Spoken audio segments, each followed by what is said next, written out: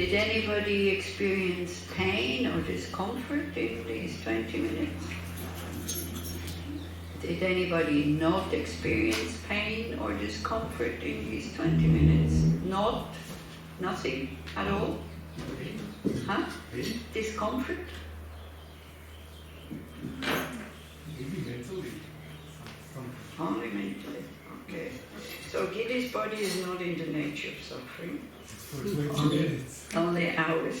So it's like, yeah, it's normal, it's natural, because the body is in the nature of suffering. Not the mind, but the body. So this is why we cannot escape it, especially you feel that as you get older or when you don't move. Yeah. So Shoshana brought her this optical illusion here that we talked about yesterday, that the eye appears, we hold it for real, we grasp it as real, but it doesn't, but it's not true. So unfortunately it got into the hands of her grandchildren, so the mirror is not clear anymore, but many of you know it, so we'll give it around. And what it is, I'll just show you what it is and then explain why this is so helpful to understand appearance. Like the spider is made of plastic, okay, it's down here. But because here is also a mirror, but unfortunately they're a bit scratched. If you get one of those, which is a brilliant thing actually, make sure that, because I put scotch so that nobody opens it. And then it's because now it's not so clear, but you can still get the idea somehow. So the spider is down here, there's a mirror here. So the spider gets reflected up and it's really like a hologram. It looks totally real if the mirror is clean. Here not so much, so when you hold it, don't tilt it, just, you have to, if it's here you can see it, if it's here it disappears. Yeah, so then it looks like totally real. This is what I'm saying, when people have spider phobia, even they know it's not here, and even they know, even if it would be, it's made of plastic, they're not able to touch it. I think one could maybe heal phobia like this by again and again and again trying to go there and then finally seeing. Or the power of the mind. I usually tell people when I have them just one, because in a group you can't do, it's not working, but when people don't know what this is, so I give them that and I say, do you think you can move the spider? And then they say, with your finger? And they say, of course. And then they go, and then there's nothing. And so then one of them said, wow, it's very soft. So the power of the mind that sees a form, that transmits that through the brain, your own you, that there is a form, and the form must be tangible, so therefore I must feel something in the finger. Or as Tirtha said, when people also, if somebody gets cut or something like that, you also feel the pain. Or people have their limbs amputated, that they still feel pain. So do you want to pass it around and you can just maybe see it. Looks real, but not true. Yeah. And so the same thing. Now, if we understand, I think, again, is my kind of, you have to keep it a bit away from you, because otherwise you look into it and then you see it. So it's all about perspective also. Also here these verses are all about perspective. We take the perspective of the other person.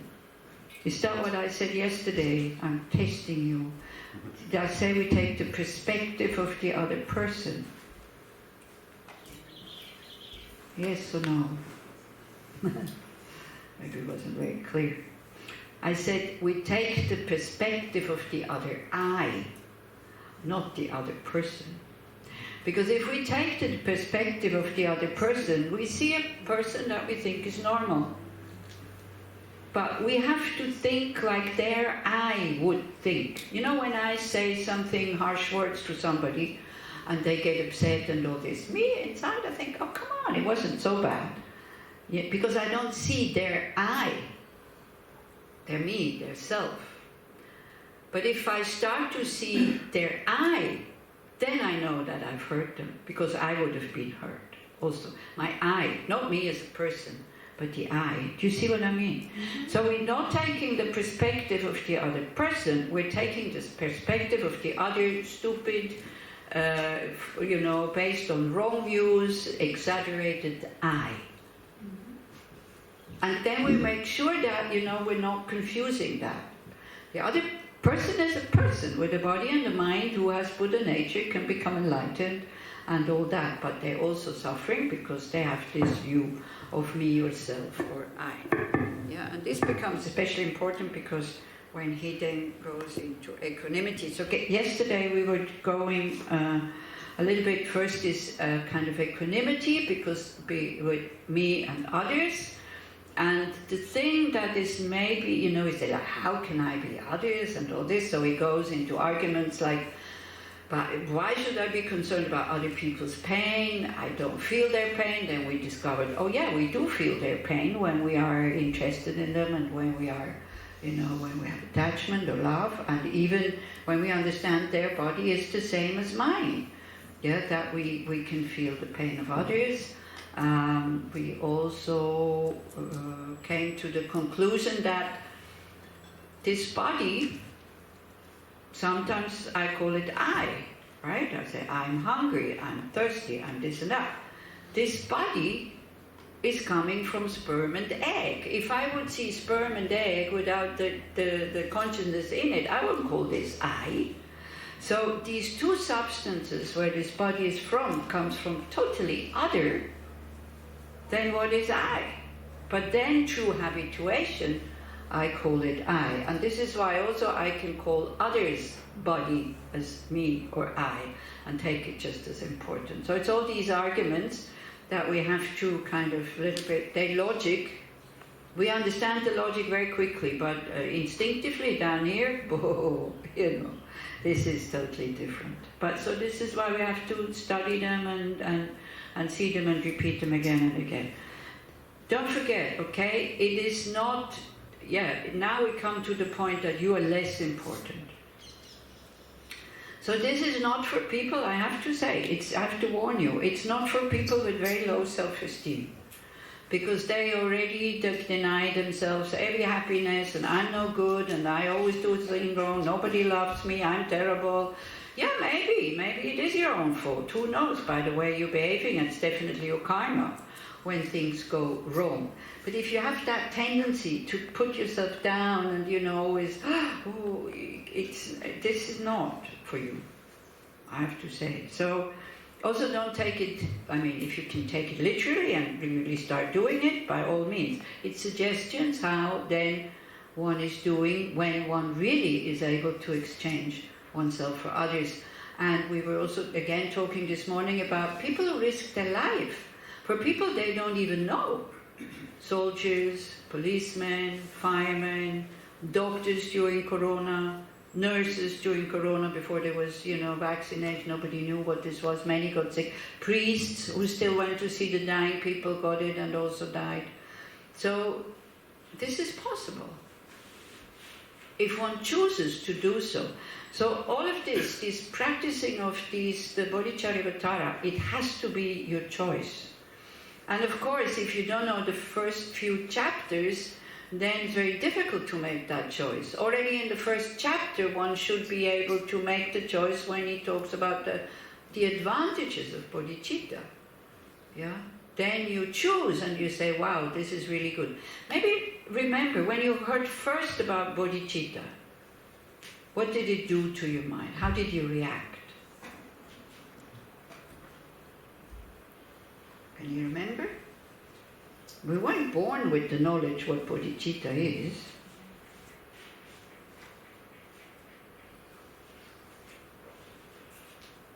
Anybody? I can share. Yeah. I can share. I feel like I already knew it. Okay. Something like So Tsil says she thought she always knew it. I have the feeling that my mind is going wider. Leora got her mind that got wider. Also calmer. Hmm? Calmer, not so. Calmer, okay. Were you not afraid? That you have to give up your own happiness for the happiness of others and, finish with being the victim and poor me and kind of thing? No? None of you? Yeah. For me, it took a few years before it started Yeah. to make some Ah. sense. Yeah, me also. I thought, like, this is crazy. But I also thought, but on one hand it's crazy, but on the other hand, this is amazing, because in this world, in order to achieve something good, you always have to be special, especially intelligent, especially beautiful, especially rich, especially, I don't know, having the right connections or whatever. You always have to, it's not attainable for everybody. You know, Miss Universum, Prime Minister, I don't know. You know what I mean? Like diplomas, all this.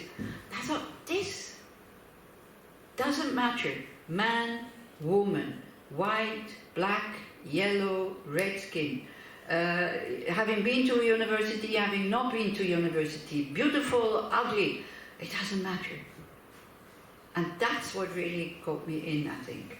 That it's available for everybody. You don't have to have a university degree, or be beautiful, or young, or a man, or a woman. I had this thought, it came like, wow, this is amazing. So then, of course, then I was hooked on this. And as Leora says, the more you practice it, and I think that's what I experience. If you experience something different, the more I practice this, the easier my life becomes, already now. So even if there's no enlightenment, I don't care. I feel my life is getting easier. My mind, as you said, is getting calmer, more open, and all this. So, you know, also the other day somebody said to me, do you believe in karma? I said, yeah, of course. Don't you think it has been invented by the Buddha to control us? So then what's the benefit of the Buddha who lived 2,000 years, 500 years ago to control us? Why would he want to control us? Yeah, what's the benefit? But it's true, it's a view. Either you believe in it or you know, it's a view. And then you have to find out what will happen to me if I start to believe in it. Not short term, because short term you get a bit neurotic. Oh, I'm doing this wrong and I'm doing this wrong. I'll go to hell. And it's too much, it's too exaggerated. Long term, it will really help us to have an ethical life, even when ethics become, thank you, even when ethics are maybe difficult to do or keep, and when it becomes expensive. Yeah. Like sometimes, you know, like we lost one key in the century in Bern, we lost one key. We knew that whoever finds that key, you know, nobody will know where it belongs, but the rule is, if you lose a key, you have all the locks, and it's 10 apartments, have to be changed. So we were debating, should we say something, should we not say something? Of course, you know, very good Buddhist said, why would you say something? The reasonably is we're not saying anything, and that's it. But then we said something. It was very expensive, because they did change all the locks. And it's a little bit like the hotel almost. They would have had to change the locks anyway, because it was old keys. But then the Dharma group paid for it because we admitted that we had lost the key. So you can get upset about this and feel like the friar, but you can maybe then think how wonderful, you know, the owner of the house didn't have to pay for the locks. Because also it's kind of, as Gachin Rinpoche said at one point, he said it so nicely, if somebody cheats you, if somebody steals your money, it's somebody from the past who is coming to claim that you haven't paid your bill yet. So then you can think, okay, bill paid. And that's it. And the group still exists, and they still have a lot of money. They didn't have money then, but this I also said, I'll help you pay for it. But it's because maybe, who knows, you know, with karma, this is how it goes. You're honest, you pay your bill, and then the money comes from somewhere else. And I do trust that. I really trust that. Also especially for Dharma groups. Yeah.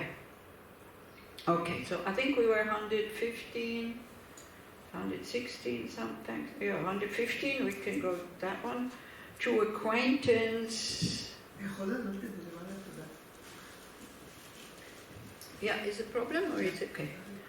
Through acquaintance has the thought of I arisen towards this impersonal body. The body has no, you know, I mean, okay, this is debatable, whether the body has mind or not. I'm not sure, because I also saw a documentary when somebody's heart got exchanged. And all of a sudden they started to like rock music because it was from a young person, and eat hamburgers and stuff like that. And then they went to chess. I mean, again, is it true, is it not true? I don't know. I was on BBC. BBC, one thinks is trustworthy. I am not sure. But there's more stories like this that maybe there is some memory and habits in the organs. But here, Shantideva says it's impersonal. Anyway, it feels as if, you know, the hand, if the hand takes something, it's the brain, or definitely the brain has an influence there. So. But where the body comes from, that for sure is not from my person. This is from other people. It's not from me, from the I. But because I'm acquaintance, I habit, so in a similar way, why should it not arise towards other living beings? Why can't we take them just as important as my body? Okay, 116. When I work in this way for the sake of others, because for this body, if you would put every bill aside that you pay in order to keep this body alive, not just dentists and doctors, food, entertainment, you know, gyms where you have your abonnement, how to say it, where you have your subscription, you know, where the machines are. Many young people go there. Yeah, maybe here in Israel not so much because you have the machines on the beach. This is fantastic. It's really great, you know. Every other country you have to pay to go on these machines. They're not in the park, just available like this. So if you would put that aside and try to calculate how many thoughts, how many worries, how much money goes into this impersonal thing here, it's like we can think also, we can start to invest a little bit in others, not just our own children or family, but also somebody who needs it. Yeah? When I work in this way for the sake of others, I should not let conceit the feeling that I am, this we had, yeah? That I'm wonderful arise. This is the danger, you know, oh, I'm the Bodhisattva, I'm so wonderful. I'm always there for others. You do it for your own sake, basically, because that you need to do that in order to attain enlightenment. If you don't do it, you will not get free from suffering. Maybe nirvana, yes, okay, but even in Theravada, you know, you have love, compassion, joy, and equanimity. So you also have to do, you have the 6 perfections and all this. You also have to do these things as an arhat, because you need a lot of merit to be able to realize emptiness directly. It's not just an intellectual thing. Yeah? So with this whole thing, you know, I'm so wonderful, this is, he might have, he's debating with himself, so he might have had, you know, okay, from now on I work for others, like this. Wow. And then, hey, oops, calm down again. Yeah. It is just like feeding myself, I hope for nothing in return. Right? We hope, when we help somebody else, we hope for something in return, we unconsciously, and then when we need help and they don't help us, we get disappointed, isn't it? Very often. That's how many friendships kind of break, because there's so many expectations how they should behave with you, or not. Yeah, do you agree? Not. Yeah? If you don't agree, you have to say. If you're not saying anything, I would suggest you agree. So, but when I feed my body, it's an impersonal thing, it doesn't come from me, it doesn't belong to me, it's just the mind that is inside. I feed it. I don't expect the body to react in a way that he says, oh, you're so wonderful, you're giving me this healthy food or unhealthy food or whatever. You know, the body, it gets older. No matter how much effort we put into keeping it healthy and fit, yes, of course, if you do always the right foods and yoga and Pilates and I don't know what, and going to the beach and this and that, you give the body whatever it wants. We are slaves of our body. Not the other way around. We cannot use the body to my liking. The body is using my mind to, you now have to do what I want. I'm too cold, I'm too hot, I'm hungry, I have needs, I have, you know, these kind of things. So that's how it is if we are, if we're honest. So how does he pay it? At the end of life, he says, look, I'm tired, get out of here, the mind. And there's no way pleading with him, oh no, please, please, you know, we had so much fun together, come on. You know, let me stay a little bit longer. No, I stop breathing, bye. That's it.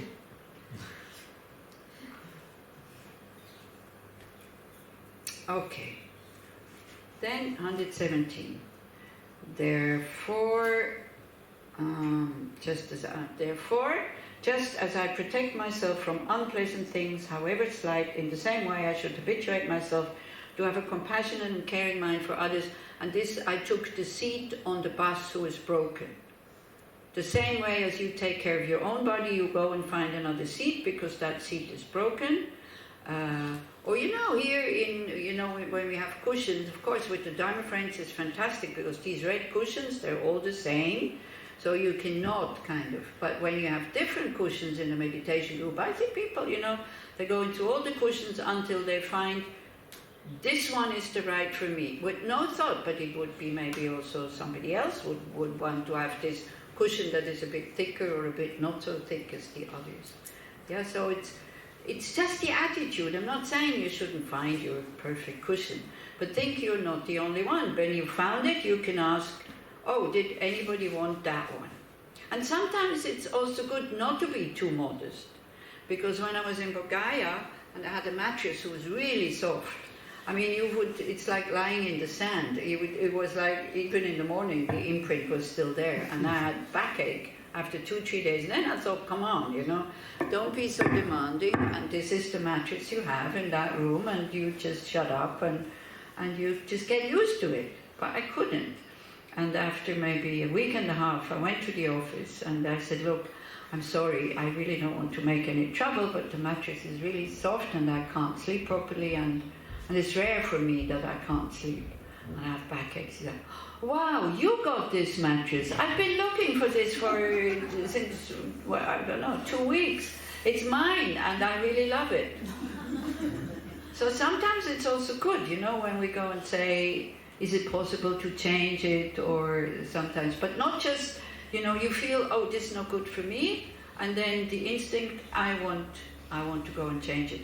That you also think, okay, maybe somebody else, or not, instead of taking it, somebody else might use it. And you will see, when you start to train the mind like this, when you do it, because you still do it, I'm talking about myself, I still do it sometimes, but then I have a bad conscience. And it's good, because then I can also let go. It's when I got the shawls out of the out of the storeroom, I had a bad conscience. I thought, hey, you know, you should ask if you can take them first. So that the whole story evolved out of that.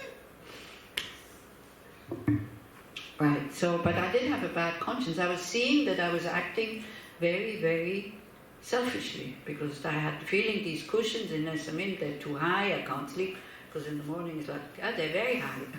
Right, exactly. So I remembered these 2 shawls in the storeroom, and I went to get them.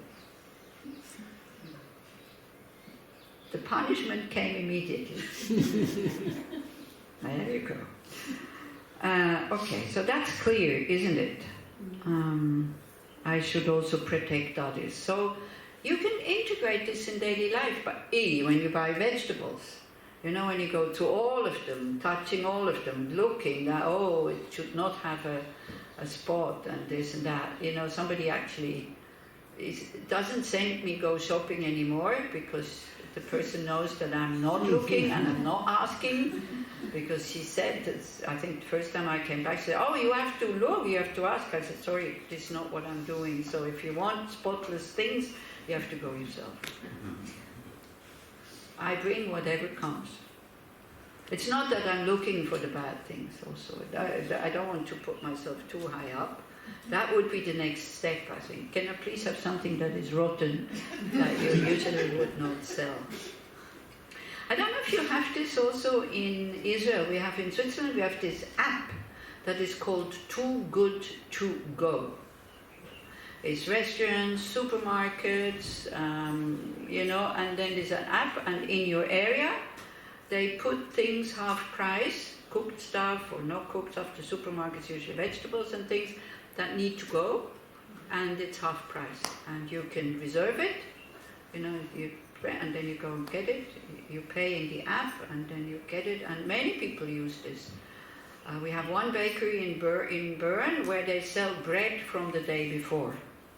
They don't make any bread, but the bakeries bring them the bread, and then you buy there. Many people buy there not because it's just instead of $5, $2, because they don't want the bread to be thrown away. This one, I don't know if he still does it because I think it's another owner, but there's one vegetable in Ghana vegetable shop. It's a bit hidden, it's a bit behind. There's very beautiful vegetables, but they're very expensive. But what he does also is whatever he cannot sell and needs to go, he puts it outside when he closes for people to take. They do the same in the market. And in supermarkets, we don't have the application, but in supermarkets they put under the vegetables, they put another one, and they write a lower price. Yeah, exactly. So it's a very good thing, I think, because the food waste is amazing. I mean, not just in this country, like everywhere. So we can be the ones to pay the full price for the vegetables who are not good anymore. Could be. That would be the Bodhisattva attitude. Somebody, because the owner, he needs the money also. Otherwise he goes bankrupt and he has to close the shop. Okay, next one. 118. 17, I think. 17. Therefore, just as I protect myself from unpleasant things, however slight, in the same way I should habituate myself to have a compassionate and caring mind for others.